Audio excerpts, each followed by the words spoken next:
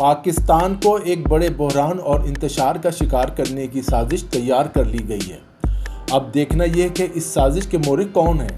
دوستوں، اگر آپ نے ابھی تک ہمارا چینل سبسکرائب اور لائک نہیں کیا تو پہلے چینل کو لائک اور سبسکرائب کر لیں۔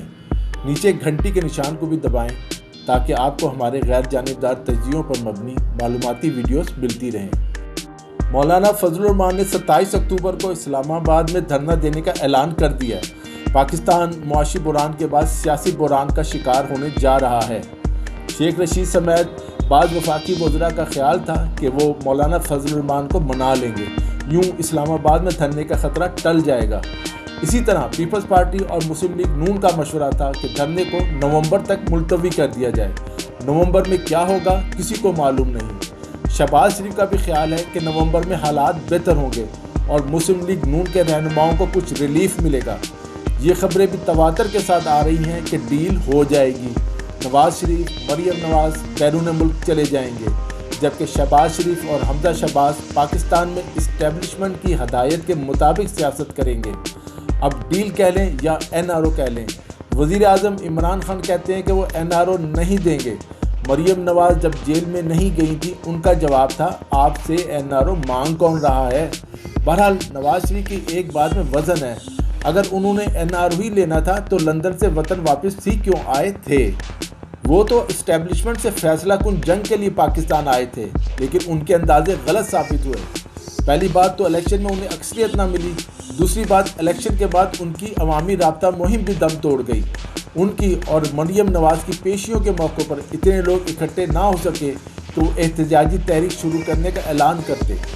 دوسری بات یہ کہ شہباز شریف کے علاوہ بھی بہت سے لیگی لیڈروں کے اسٹیبلشمنٹ سے رابطے ہیں، وہ بھی کسی محاذ لڑائی میں نہیں الجھنا چاہتے۔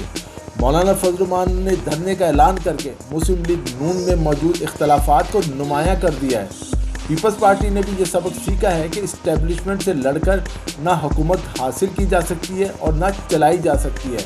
ذوالفقار علی بھٹو، بے نظیر بھٹو اور اب نواز شریف کی مثال ہمارے سامنے ہے۔ اب کیا مولانا فضل الرحمان اسٹیبلشمنٹ کے خلاف دھرنا دینے آ رہے ہیں یا وزیر اعظم عمران خان کو دباؤ میں لانے کے لیے کوئی نیا کھیل شروع ہونے والا ہے؟ مولانا فضل الرحمان کا کہنا ہے کہ وہ لمبے دھرنے کی تیاری کر کے آ رہے ہیں اور جلدی اٹھنے والے نہیں۔ ایسا لگ رہا ہے جنہوں نے نواز شریف کے خلاف پنجاب سے ڈاکٹر طاہر القادری کو استعمال کیا تھا، وہی خیبر پختونخوا سے مولانا فضل الرحمان کو عمران خان کے خلاف استعمال کرنے کی منصوبہ بندی کر رہے ہیں۔ کیا واقعی ایسا ہے؟ اس کی ایک وجہ یہ ہے کہ عمران خان ضدی خان ہے، وہ ضد پر اڑ جاتے ہیں، جیسا کہ اسٹیبلشمنٹ کے کہنے کے باوجود وزیر اعلیٰ پنجاب اور وزیر اعلیٰ خیبر پختونخوا کو تبدیل نہیں کر رہے۔ مولانا فضل الرحمان کا دھرنا وزیر اعلیٰ خیبر پختونخوا کو بھی ڈوبے گا۔ اس دھرنے کا ایک دوسرا پہلو بھی ہے، اس پر بات کرتے ہیں۔ کیا کہیں ایسا تو نہیں جس طرح امریکہ بہادر نے ذوالفقار علی بھٹو کے خلاف قومی اتحاد یا تحریک نظام مصطفیٰ چلائی تھی، امریکہ اب عمران خان کے خلاف مذہبی جماعتوں کو سڑکوں پر لانا چاہتا ہے تاکہ پاکستان کو انتشار کا شکار کر کے اپنے مقاصد حاصل کر سکے۔ بھٹو کے خلاف مولانا فضل الرحمان کے والد مفتی محمود مرحوم پیش تھے اور اب عمران خان کے خلاف مولانا فضل الرحمان کا موقف مسلم لیگ نون سے بھی زیادہ سخت ہے۔ اگر امریکہ مولانا فضل الرحمان کے پیچھے نہیں بھی ہے تو یہ بات خارج از امکان نہیں کہ جب مولانا فضل الرحمان دھرنا دیں تو اس دھرنے کو اپنے مقاصد کے لیے استعمال کرنے کے لیے امریکہ، بھارت اور اسرائیل مداخلت شروع کر دیں۔ جس طرح تحریک نظام مصطفیٰ میں امریکی ڈالرز بوریوں میں بھر کر آئے تھے، شاید اب بھی ایسا ہو۔ مولانا فضل الرحمان کو یقین ہے کہ وہ مدرسوں سے اور خیبر پختونخوا سے 5 لاکھ لوگ لے کر نکلیں گے اور صوبائی حکومت کے لیے یہ ممکن نہیں ہوگا کہ انہیں روک سکے۔ اگر حکومت نے طاقت کا استعمال کیا تو خدشہ ہے کہ حکومت کے خلاف پرتشدد تحریک شروع ہو جائے گی۔ وزیر اعظم عمران خان اقوام متحدہ کی جنرل اسمبلی میں جو تقریر کر کے آئے ہیں وہ تقریر ویسی ہی ہے جیسی بھٹو نے کی تھی۔ بھٹو کی اس تقریر کے بعد امریکہ ان کا دشمن بن گیا تھا۔